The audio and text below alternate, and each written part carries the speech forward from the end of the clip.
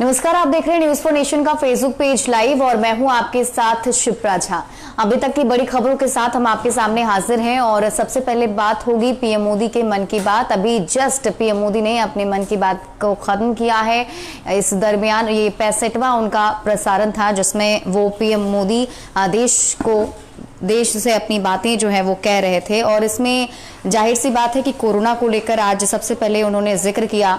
बहुत सारी खास बात इस बारे में उन्होंने इस बार देशवासियों को बताया कि किस तरीके से सोशल मीडिया पर लोग उनसे जुड़ रहे हैं और अपनी बातें उन्हें बता रहे हैं। कोरोना का ये जंग चल रहा है, कितने मजबूती के साथ पूरा देश जो है वो लड़ रहा है। साथ ही साथ उन्होंने सराहना की उन डॉक्टर्स की जो लगातार कोरोना योद्धा के तरह काम कर रहे हैं। बहुत सारी बड़ी बड़ी बातें इसमें थी, आप लोगों ने इसे सुना भी होगा, लेकिन आपको सिंपल और सरल शब्दों में समझाते हैं कि पीएम मोदी की मन की बात की क्या कुछ बड़ी बातें थी। जानेंगे हमारे सहयोगी विवेकानंद से। देखिए, प्रधानमंत्री नरेंद्र मोदी की तरफ से 11 बजे रेडियो पर मन की बात कार्यक्रम का आयोजन हुआ। 65वीं कार्यक्रम पीएम मोदी ने किया है। तो इस प्रकरण में जब पूरे देश में कोरोना का संकट है, वैसी स्थिति में एक बार फिर से प्रधानमंत्री नरेंद्र मोदी ने देश के लोगों का हौसला अफजाई किया और कहा है कि इस संकट में तमाम लोगों ने, चाहे वो सत्ता पक्ष के लोग हों, विपक्ष के लोग, तमाम लोगों ने मिल करके इस कोरोना संकट से उबरने का काम किया है, लड़ने का काम किया है। तो हम तमाम लोगों को इस पर हम बधाई देते हैं, उनको हम शुभकामना देते हैं। तो उन्होंने कई मुद्दों पर देश के लोगों के सामने अपनी बात रखी। उन्होंने श्रम शक्ति का भी उल्लेख किया, उन्होंने योग का भी उल्लेख किया, उन्होंने कोरोना संकट में आगे किस तरह की लड़ाई लड़नी है उस पर भी चर्चा की। वैक्सीन के बारे में भी चर्चा की, लोगों को रोजगार कैसे मिले उस पर भी चर्चा की। जो लॉकडाउन की वजह से जो परेशानी हो रही है, पहले भी हुई या फिर अनलॉकडाउन एक के तहत जो धीरे धीरे सब कुछ खुलना है, उस पर भी चर्चा की। मतलब हर पॉइंट्स पर बिंदुवार उन्होंने चर्चा की है और लोगों को बताया है कि आपको आगे अब किस तरह की लड़ाई लड़नी है। चूँकि उन्होंने कहा कि कोरोना का संकट अभी इतनी जल्दी खत्म होने वाला नहीं है, धीरे धीरे इस पर हमें विजय प्राप्त करना है। तो हमें आगे और किस तरह की बात करनी है, चूँकि अब जो है पिछले 2 महीनों में पूरा देश जो है से लॉकडाउन रहा, लेकिन अब जो है अनलॉकडाउन की तरफ हम बढ़ रहे हैं। धीरे धीरे हम तमाम चीज़ें खुलेंगी, वैसी स्थिति में खतरा और बढ़ेगा। हम अब ट्रेन खोलने की बात कर रहे हैं, धीरे धीरे ट्रेन का परिचालन होगा, हवाई जहाज़ का परिचालन हो रहा है, बाकी अन्य चीज़ें भी खुल रही हैं। तो ऐसे में भीड़ भाड़ बढ़ेगी। तो आपको तमाम लोगों को सतर्क रहना है और तभी हम इस कोरोना की संकट से हम अपने आप को उस पर हम विजय प्राप्त कर सकते हैं। तो तमाम मसलों पर चर्चा की। उन्होंने श्रम शक्ति का भी उल्लेख किया और कहा कि हम श्रम शक्ति को लेकर के हम जो है कुछ करने वाले हैं। उन्होंने कहा कि कई राज्य सरकार से बात हुई है, तो हर राज्य सरकार अपने अपने स्तर से इस पर विचार रखा है। और उन्होंने योग को लेकर के भी खास चर्चा की है और कहा है कि योग दिवस में तमाम लोग उसमें योग प्रतियोगिता में शामिल हो, देश के मनोबल को बढ़ाएं। तो हर एंगल से प्रधानमंत्री ने लोगों को आश्वस्त किया है कि हम कोरोना की जंग को जीतेंगे, आप तमाम लोगों के सहयोग से जीतेंगे। क्योंकि अभी इस तरह कोरोना संकट में कहीं कोई दवा नहीं है, कहीं कोई टीका नहीं है। वैक्सीन बनाने का काम जो है सो चल रहा है, लेकिन अभी जो है जो सबसे इस लड़ाई को अगर जीतना है तो अपने आप को जागरूक रखना होगा, अपने आप को इस कोरोना संकट में कैसे हमको जीतना है, इसको लेकर के जो गाइडलाइंस है उस गाइडलाइंस को पालन करना होगा। क्योंकि पहले तो पूरे देश में लॉकडाउन था, जगह जगह भीड़ नहीं थी, पूरा देश जो है एक तरह से कहें तो अपने घरों में कैद था। लेकिन अब चूँकि बड़ी आबादी सड़कों पर है, बाजार खुल रहे हैं, रेलगाड़ियाँ चल रही हैं, हवाई जहाज जो प्लेन हैं वो शुरू हो गए हैं। तो ऐसी स्थिति में आपको पहले से अधिक सतर्क रहने की ज़रूरत है। राज्य सरकार अपने स्तर से काम कर रही है, केंद्र सरकार भी राज्य सरकारों से समन्वय स्थापित करके उन लोगों तक कैसे मदद पहुँचे इस पर बात कर रही है, इस पर प्रयास कर रही है। जहाँ तक बन पड़ रहा है, केंद्र सरकार पूरे देश के लोगों को सहायता पहुँचाने का प्रयास कर रही है। तो प्रधानमंत्री ने करीब आधे घंटे के अपने संबोधन में जो मन की बात में इन तमाम बातों की चर्चा की। उन्होंने कहा कि हम तो लॉकडाउन के दौरान कई बार आप तमाम लोगों से रूबरू हुए हैं, चाहे वो देश के नाम संबोधन हो या फिर मन की बात हो, तमाम कार्यक्रम के माध्यम से हम आप तमाम लोगों से जुड़ने का प्रयास किए हैं। एक बार फिर से हम प्रयास कर रहे हैं और आप तमाम लोग जिस तरीके से आपने साहस का परिचय दिया है, तमाम बाधा तमाम परेशानी के बाद भी आपने लॉकडाउन को सफल बनाया है, तो उसी का आज परिणाम है कि देश की इतनी बड़ी आबादी होने के बाद भी यहाँ जो मौत का आंकड़ा है वो काफ़ी कम है। जो जिस तरीके जितनी संख्या होनी चाहिए थी, क्योंकि अन्य देशों में कोरोना से बड़ी संख्या में लोगों की मौत हुई है, अभी भी बड़ी संख्या में लोग पीड़ित हैं, मतलब कोरोना केस की संख्या वहाँ पर काफ़ी अधिक है, उसके बनिस्बत अपने देश में यानी इंडिया में काफ़ी कम है।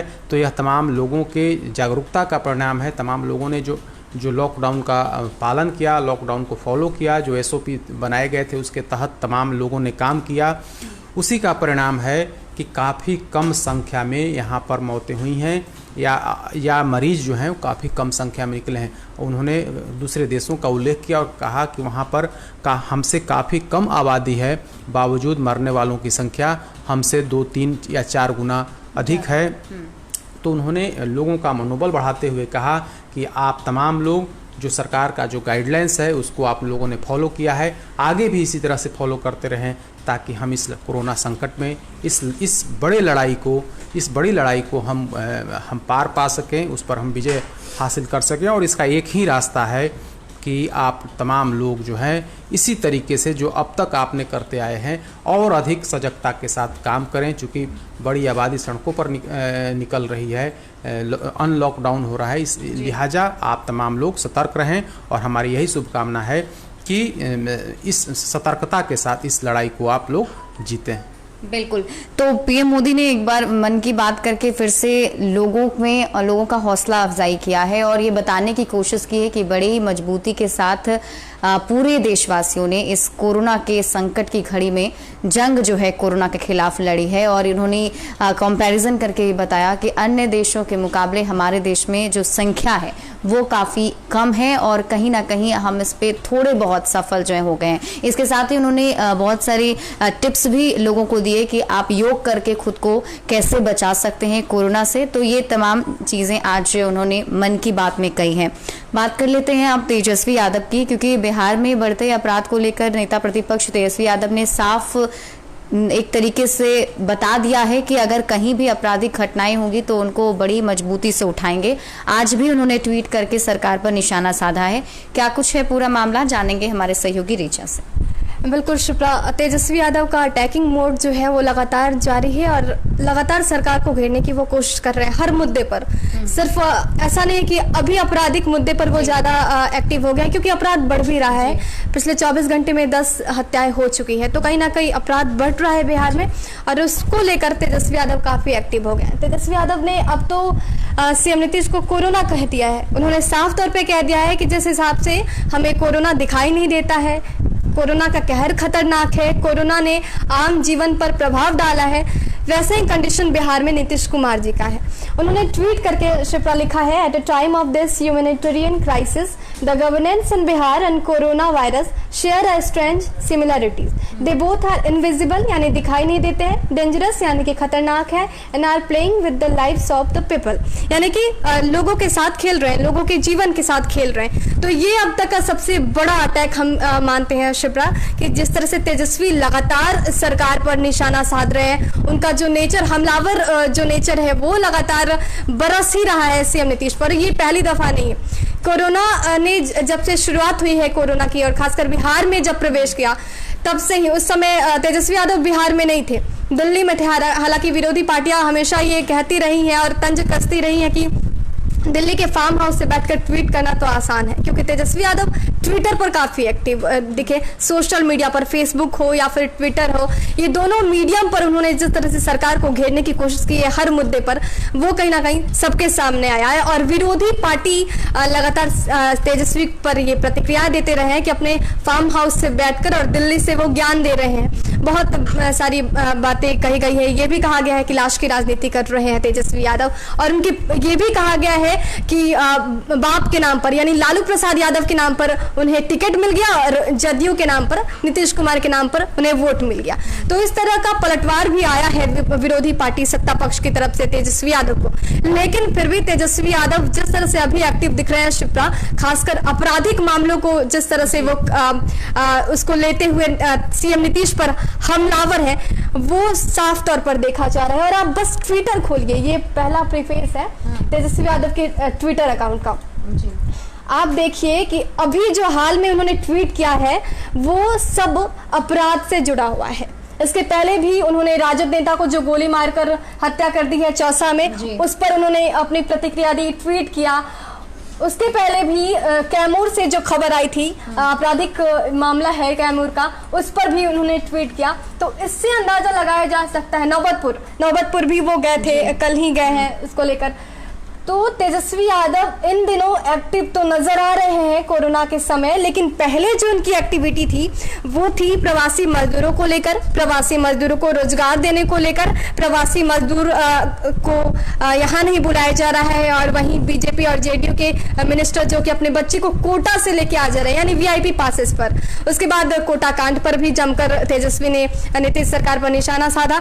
तो ये चीजें बरकरार थी, लेकिन अब जो तेजस्वी निशाना साध रहे हैं वो अपराध पर, क्योंकि कहीं ना कहीं अपराध बढ़ा है बिहार में और जिस हिसाब से आंकड़े बढ़ रहे हैं, क्योंकि लॉकडाउन का समय है शिप्रा, और ऐसे में हर चीज पर लॉक लगा हुआ है। हर चीज कहीं ना कहीं एक दिशा निर्देश के अनुसार चल रही है और उसमें कमी है। लेकिन अपराध एक ऐसा क्षेत्र है बिहार में जो लगातार बढ़ रहा है। अब समस्याएं भी है और सवाल भी है कि जिस हिसाब से हम घर से बाहर नहीं निकल पा रहे हैं क्योंकि लॉकडाउन है, कोरोना संकट है, अपराधी कैसे निकल जा रहे हैं। और डीजीपी जो बिहार के डीजीपी गुप्तेश्वर पांडे लगातार ये दावा भी करते आए हैं कि बिहार में क्राइम पर हमने कंट्रोल किया है, अपराधी वैसे अब बाहर नहीं निकल पा रहे हैं। या फिर शराबबंदी को भी लेकर ऐसा कहा गया कि शराब अगर जब तक लगा था बिहार में तब भी आपराधिक घटनाएं जो हैं वो ज्यादा हुई थी। लेकिन अब सवाल ये है कि लॉकडाउन के समय अपराध जिस हिसाब से बिहार में फल फूल रहा है, आखिर इसकी जिम्मेदारी किसकी है? जिम्मेदारी बिहार सरकार की है, जिम्मेदारी डीजीपी की है, या फिर किसकी? तो नेता प्रतिपक्ष और दबाव बनाना शुरू कर रहे हैं बिहार को, और विरोधी पार्टियां ये कह रही हैं कि वो चेहरा चमकाने की कोशिश कर रहे हैं, क्योंकि मिशन 2020 का आगाज हो ही चुका है और इस साल ये भी क्लियर हो गया है कि बिहार में चुनाव होने हैं। ऐसे में अब ये कहा जा रहा है कि सियासत को चमकाने के लिए, चेहरा चमकाने के लिए, और तो अब तो जातिवाद का भी आरोप लग रहा है कि पहले भी MY समीकरण के लिए मशहूर थे, उसके बाद उन्होंने कहा कि अब A to Z की राजनीति कर रहे हैं तेजस्वी यादव, क्योंकि जब से AD सिंह को टिकट दे दिया गया राज्यसभा के लिए तब ये माना जाने लगा कि Tejashwi Yadav A to Z की राजनीति कर रहे हैं MY को छोड़कर। लेकिन अब फिर यादव गोपालगंज हत्याकांड को लेकर जब वहां से यादव नेता की वहां पर हत्या कर दी जाती है, उसके बाद अब ये चीजें तुल पकड़ने लगी कि अब फिर से जातिवाद पर फोकस किया जा रहा है और तेजस्वी यादव पर फोकस कर रहे हैं, क्योंकि आरा सेक्स रैकेट कांड का भी जिक्र हुआ, वहां पर जेडीयू विधायक था और तो वहां पर तेजस्वी यादव एक्टिव नहीं दिखे, और जब राजद विधायक की बारी आई तो तेजस्वी काफी एक्टिव दिख रहे हैं। उन्होंने तो हंगामा भी किया, जिस हिसाब से राबड़ी आवास के बाहर हंगामा दिखा। तो बिहार की तस्वीरें जो है वो साफ है और नेता प्रतिपक्ष सरकार पर दबाव बना रहे हैं आपराधिक घटनाओं को लेकर। बिल्कुल, और ये साफ कर दिया है कि जब तक आपराधिक मामले रुकेंगे नहीं, थमेंगे नहीं बिहार में, तब तक नेता प्रतिपक्ष तेजस्वी यादव अपने स्तर से उसकी मांग जो है करते रहेंगे और बिहार में आपराधिक घटनाओं को लेकर सरकार को घेरते रहेंगे। तो ये थी बड़ी खबरें जो हमने आपको बताई, और ज्यादा अपडेट के लिए आप जुड़े रहिए न्यूज़4नेशन के साथ। नमस्कार।